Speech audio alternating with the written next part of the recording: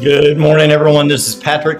Hope you're doing well today. It's time for another episode of Midweek Motivation Live. We're going to be talking about the necessary evil in life, how to deal with opposites, using the power of opposites to help you succeed in life. We're going to be right back after these messages and dig into that topic, y'all. Stay with me.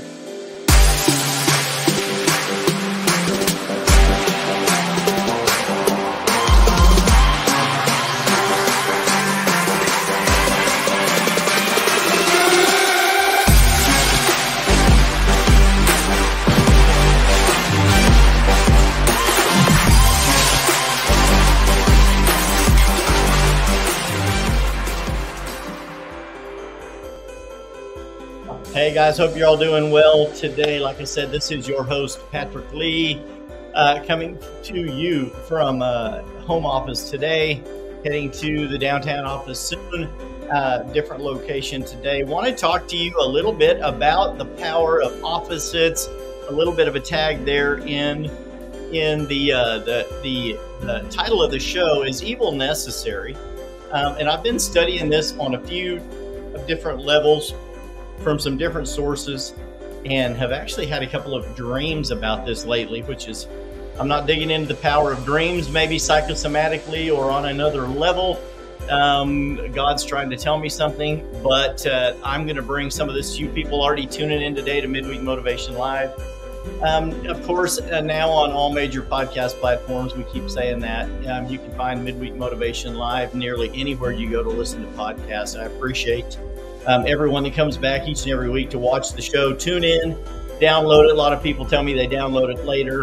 A little bit of a different camera and mic setup today. I hope everyone can hear me just fine and everyone can see me well. We still have lights and studio stuff here at the home office, home studio. And so hopefully everything goes well. I love it. Last show we did previously on the seasons of life and getting you prepared. And doing a little check engine light was a great show. We had tons of interaction, tons of downloads. Thank you everyone for interacting on that show. I love that when we have a lot of interaction with people and a lot of comments. Many of you know or don't know if you've watched the show in the past, the streaming service no longer offers the ability for us to type in comments and replies to your comments during the show. Once we are live, we have to go back on social media afterwards. And those of you who have commented through, left a comment on YouTube or Facebook, LinkedIn, wherever we're at on a social media platform, we like to go in and respond to those comments.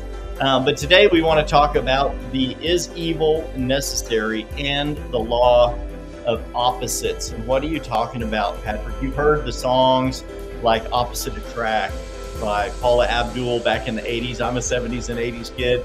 But you will have also heard that through relationships, opposites attract. You will find that many people that are married, you will have one person who is a saver and one person who is a spender.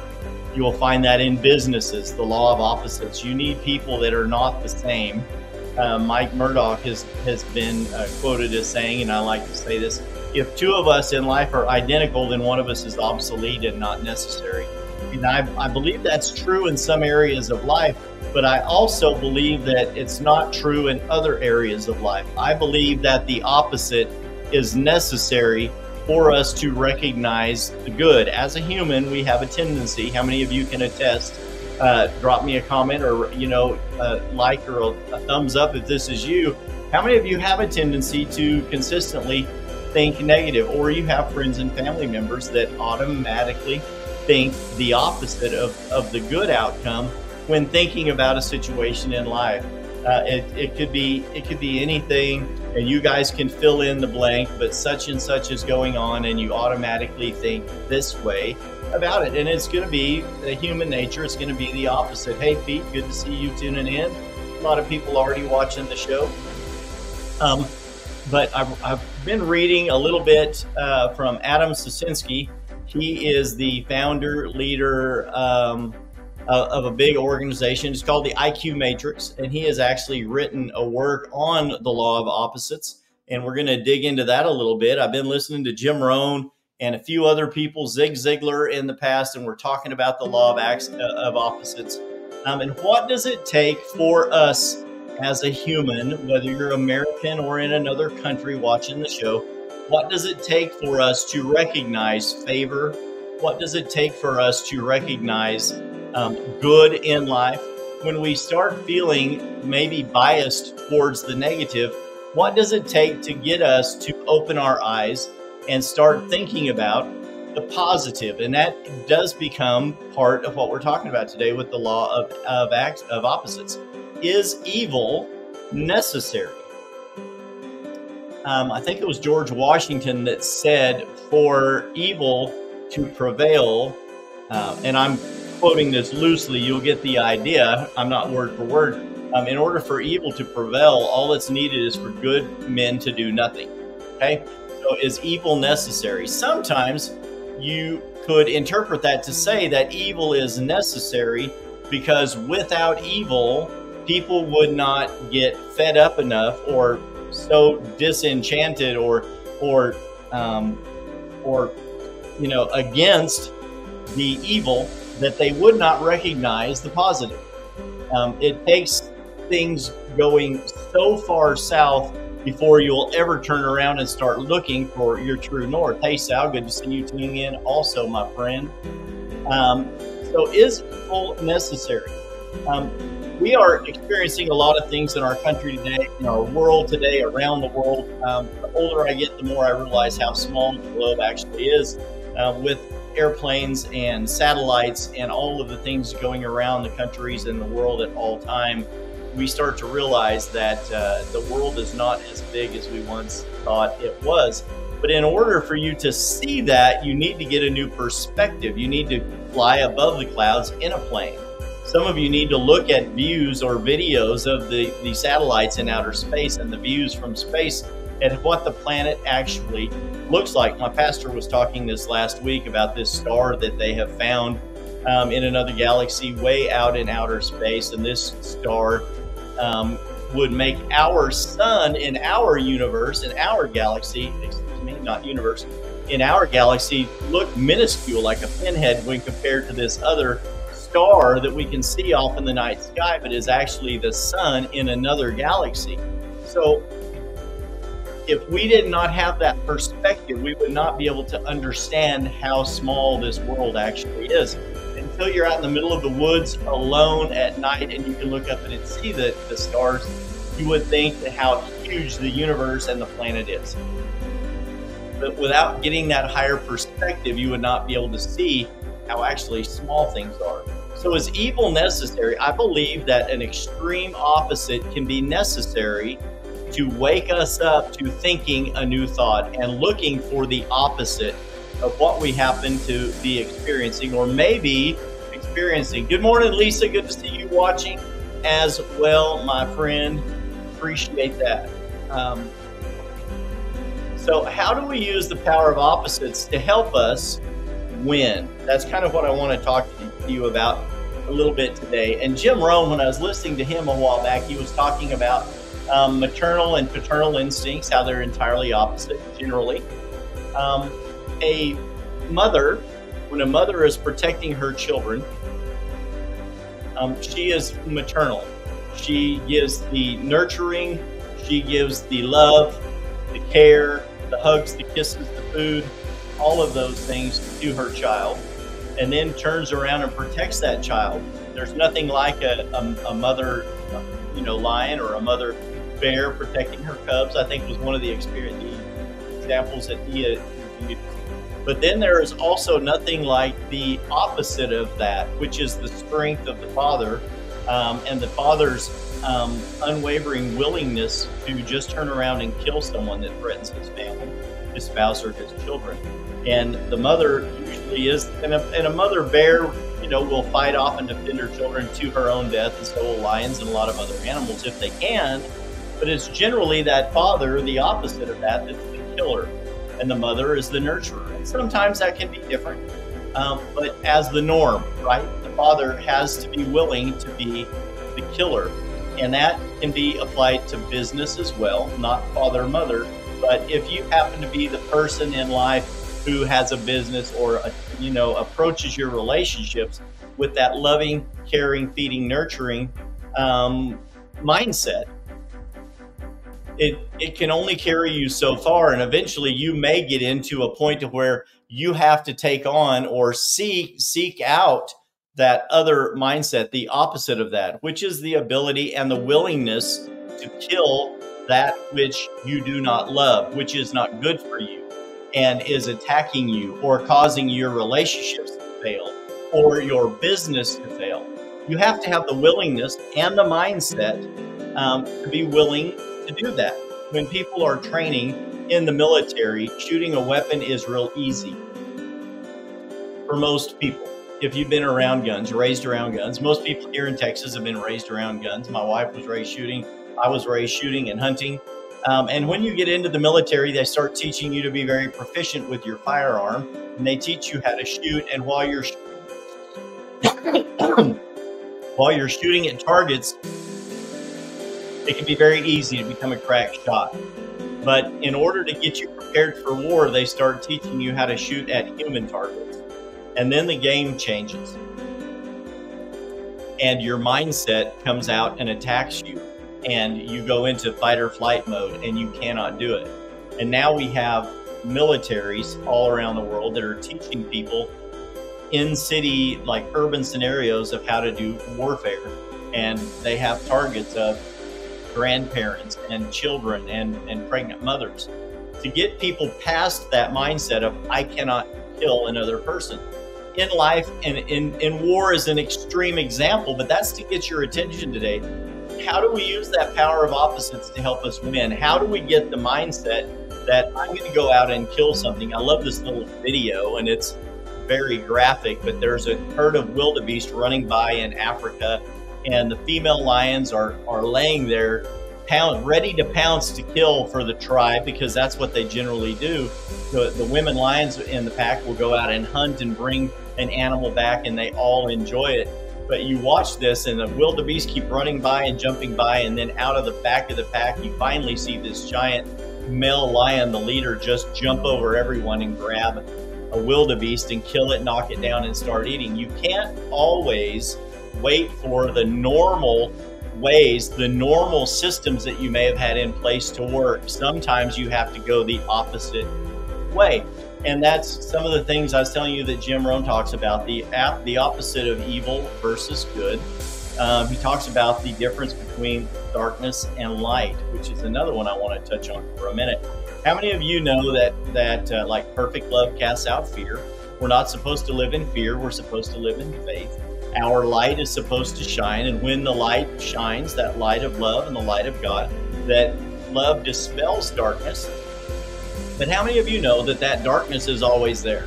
The darkness is always right outside the power of the light.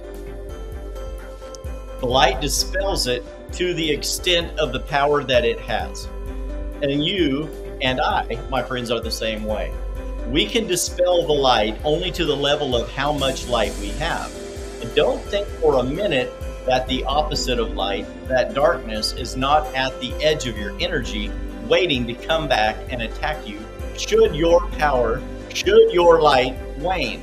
And while you get comfortable living in the light, wow, I just made a DC Talk reference in my brain. I want to be in the light as Jesus is the light.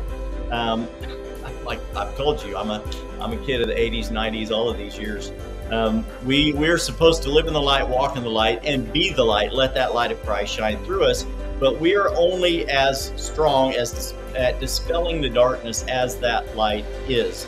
And if we don't continue to grow that resource within and continue to strengthen ourselves and energize ourselves, don't think for a second that darkness is not waiting at the edge of your light. And as your light wanes, the darkness encroaches. And what does it take for you to recognize the darkness? It takes your light to go out. And as soon as you see your light go out, the darkness starts to win. We see it in movies. We have seen it in the battle of good versus evil. Adam Sasinski, I was telling you about it, the IQ Matrix, has a few tips that I want to give to you today that may help you win in life when it comes to dispelling the darkness. In these parallels, the law of opposites, it only takes one bad friend to help you recognize a good friend, right? I help in the real estate world, and many of you that have friends and family that have gone through this, divorce is running rampant, and it happens outside of the church, and it happens as much inside of the church. Why? Because we're human. But every time, and we experience with my wife and I, anytime a friend or someone we know is going through a divorce, it's very traumatic. We love, care, and feel for both parties in that. Most of the time, we love both of the people in that.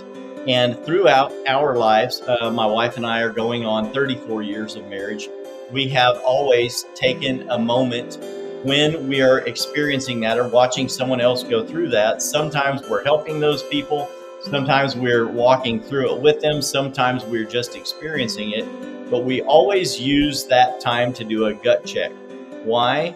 Because it only takes one bad relationship to make you wake up and recognize a good relationship. So it takes one bad marriage, even if they're not divorced, one couple that fights all the time, you recognize that may be how they work, but is that healthy? It only takes one blow up in public. It only takes one fight when another spouse is calling you upset, and this is what he said, or the husband is calling and this is what she did and I can't believe it. It only takes one of those experiences to get you to recognize the good. The opposite causes you to recognize the positive.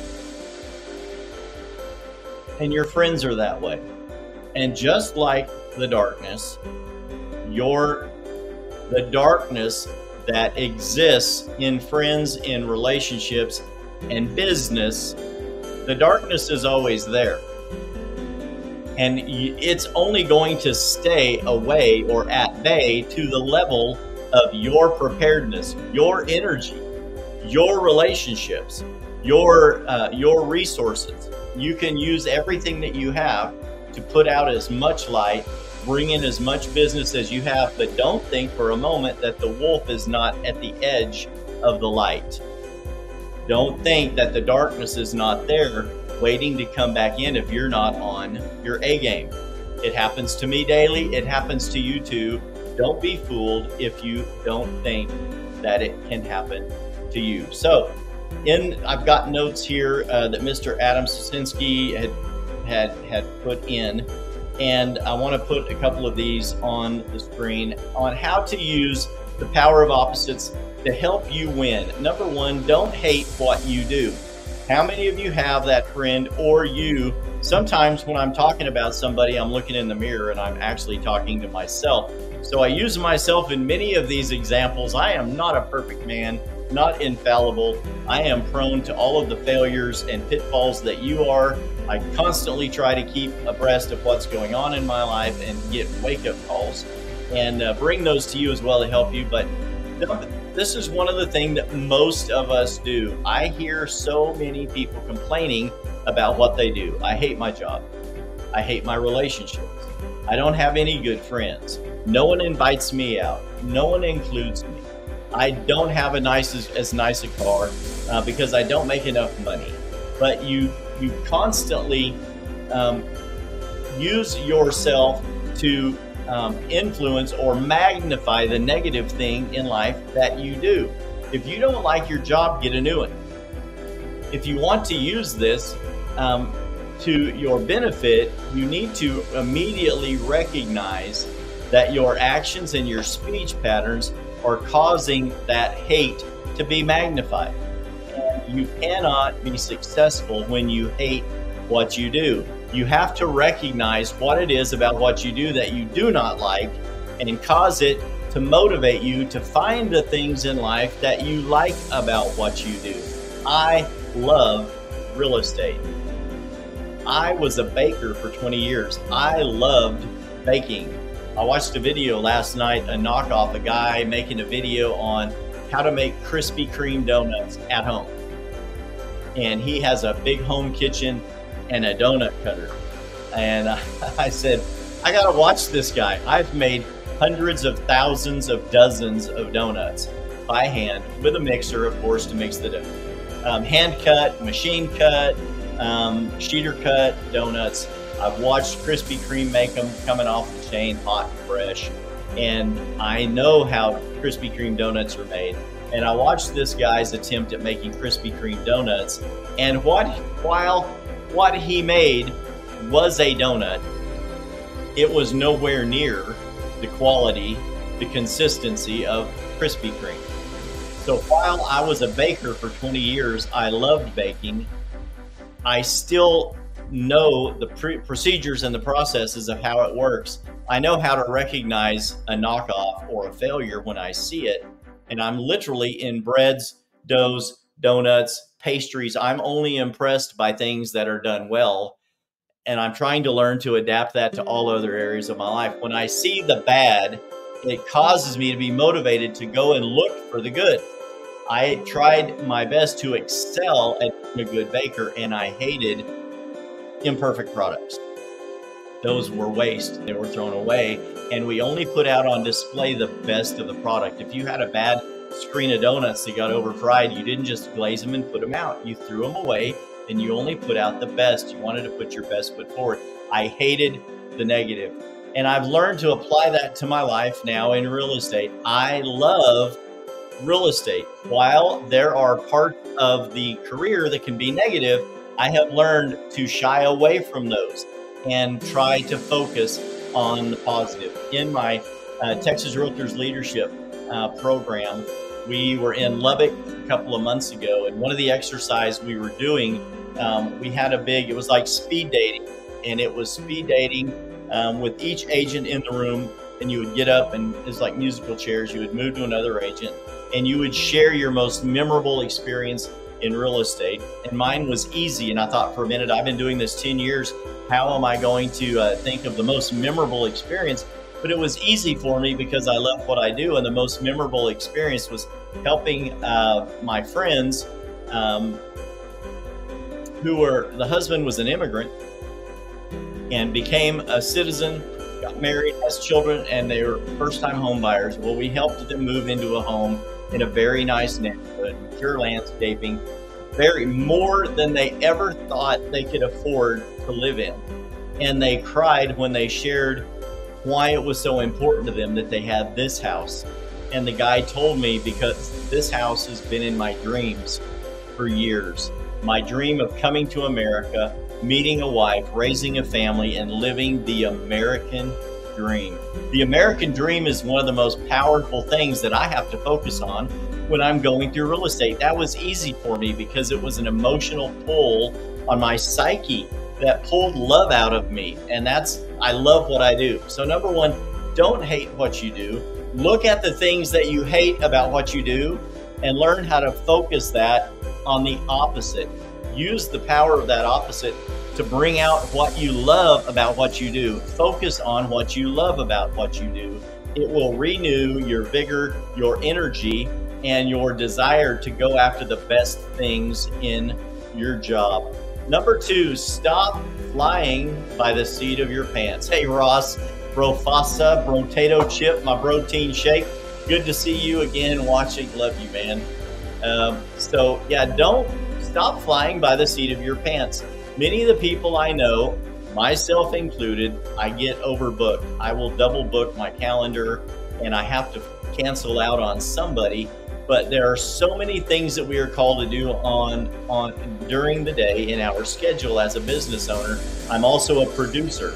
So I show homes, I list homes, I do some repairs on homes, and I'm always finding ways to make a win-win, negotiating, writing contracts on the computer, marketing, all of these things. And many of these things I delegate, some of them I hire out, but it causes us to be so busy that if you let your schedule get away from you, you're flying by the seat of your pants. It means you're just barely keeping your head above water, dog paddling as fast as you can, trying to keep everything going. It's like the clown juggling balls. You can keep adding balls and eventually it gets to be more than you can juggle and you drop everything. Stop flying by the seat of your pants. Look at what you are failing at in scheduling and work, the things that are causing your schedule to get out of control, and do the opposite. Eliminate many of those tasks, delegate as many of them as you can. If the buck stops with you, that's another one of our topics here.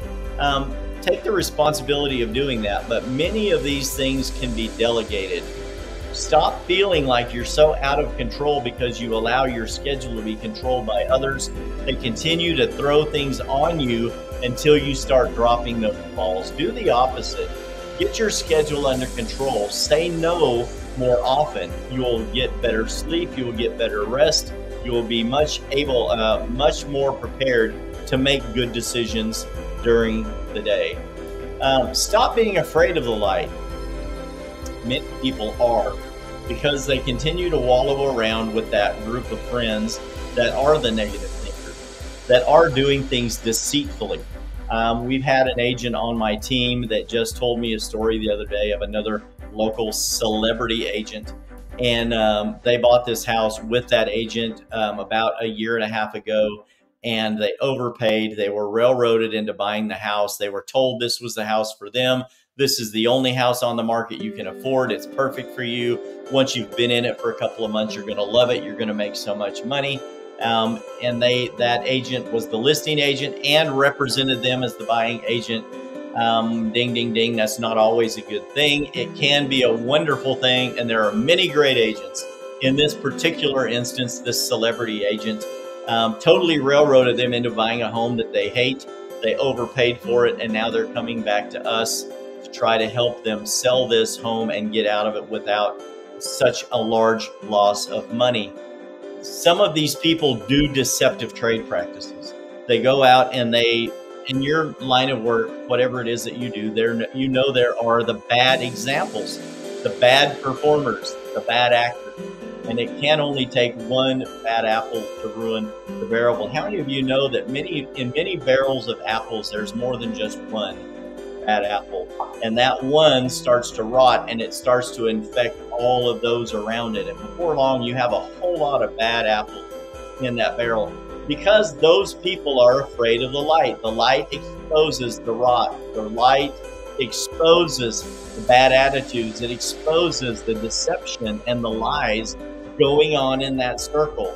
Run from that. Do the opposite. Embrace responsibility and truth. Tell the truth. Do the right thing. If you consistently do that instead of allowing yourself to be drugged back into the darkness, you will see much more success in life. You cannot help but succeed when you do the right thing. It's just the law of the world. Frank says, yes, let there be light, personally, family, business, church, etc. Absolutely. Great comment. I love that. That's why I kept bringing that up earlier. That I'm going to do in the light, that DC Talk song, if you're in the light. It's wonderful. Like the dark, like the light in the darkness. Stop making excuses. From now on, the buck stops. The president said that. Probably Eisenhower said the buck stops too.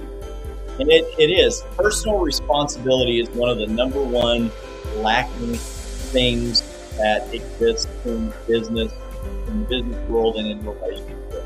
Everyone wants to pass the buck. They want to pass the blame on someone else. And anytime you are casting blame on someone else, you're actually, you say it, when you throw dirt, you lose ground. Because that high ground that you're supposed to be standing on is your morals.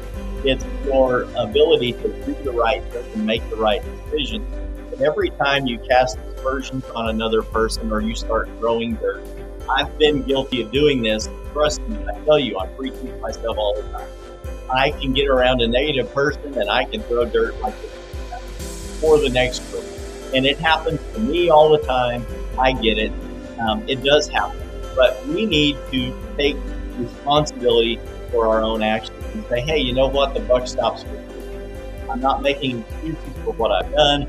I'm not passing the blame off on someone else and saying, the devil made me do it. But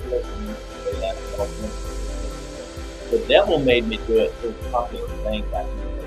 Well, did the devil make you do it? Well, the devil may have given you the idea, and the devil gave you the influence from a negative friend, but you need to take the responsibility and say, yes, I was caught up in that. I'm going to stop it. I'm going to move forward. Stop making excuses for when things go bad. Take responsibility and do the opposite of that. Take responsibility. The blame ends, it starts and stops with me. And we taught on that in another show. We actually did a one-shot entire topic we talked about in the past with ABC. And it's extreme accountability. And it's important, it's imperative. Adam Susinski also goes on to say, stop settling for low living. Instead, raise the bar and make a plan to exceed that. We have talked about lowering the bar a couple of times, and not really lowering the bar, but setting some intermediate goals. While that is important, if you only set small goals, they will be easy to achieve, and you will get into this vacation or routine of low living.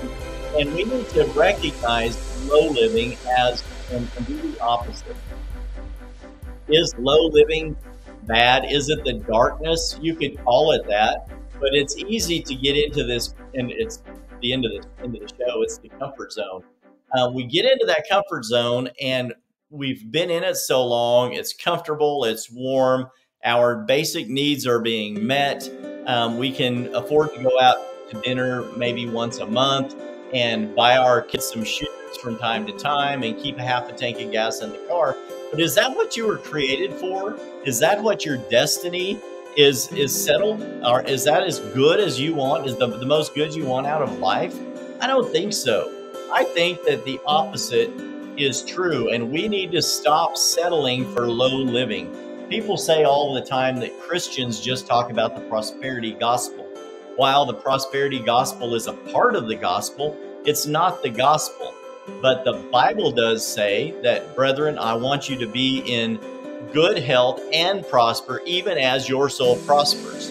So you have got financial success, physical success, and spiritual success in life. We should be healthy in all areas of life. And when we settle for low living, we're not living up to our potential and the plans and dreams that we have, the destiny that God desires for us to have. We need to raise the bar and start making a plan to not only exceed shoot towards that, but past it. Yes, 3 John verse 2. Thank you. I was raised in the Bible, and I used to be the #1 scripture scramble guy when I was a kid, as a preacher's kid. Now I'm fixing to be 60. And I know what the Bible says, I just don't always remember exactly where it says it. But I tell you what, as soon as I open up my Bible, I can find it almost immediately. Thank you for that. I have people that help me. I love it. So stop settling for low living. Raise the bar. Make a plan to exceed that. Even when you have hit that goal, continue to go further. You know, when people are training in karate, and they're training you to break bones or break boards, they tell you not to focus on the board. They tell you to focus and train to go beyond the board. When you're punching through a board. You're punching past a face. You're kicking past a body shot. You're actually going further than that. When you set the bar higher and you hit that, go ahead and raise it again. Continue to grow, continue to shoot for the best. Don't settle for low living. And then your bonus tip today, use the negative to show you the positive. Then go for that. You're going to be able to find, now that I have put this idea in your mind, and you can say, Patrick, I don't understand what you're talking about. I'm not looking at the negatives. Now that I have put this idea in your mind, you're going to use this to recognize negatives. Many of you are recognizing them already by the power of suggestion. Once the thought enters the mind, it starts to process, it gets into your spirit, and it continues to bring results as you focus on that. You can't help that. It's your RAS, receptive activating system. I've done it to you, can't avoid it, and I won't apologize for it. Learn to recognize the negatives. They will show you the positive. Go for that opposite. Use the power of opposites to help you excel and succeed in life. I know you can do it. Get out of that comfort zone. Courage begins at the end of your comfort zone. Go out there and get uncomfortable today. Use some of these tips and tricks to help you succeed in life. Guys, I appreciate you for coming back to watch the show this week. I know this has helped some of you. Love the show. If you're on YouTube, click on the subscribe button below this and the bell to receive notifications of future shows. If you're interested in buying or selling a home or investing in real estate, don't forget to click on the link in the comments below this video. That is www.patricklee.org to get an appointment in my calendar. I would love to visit with you and see how we can help you succeed in life as well. Until next time, I appreciate y'all. Bye-bye.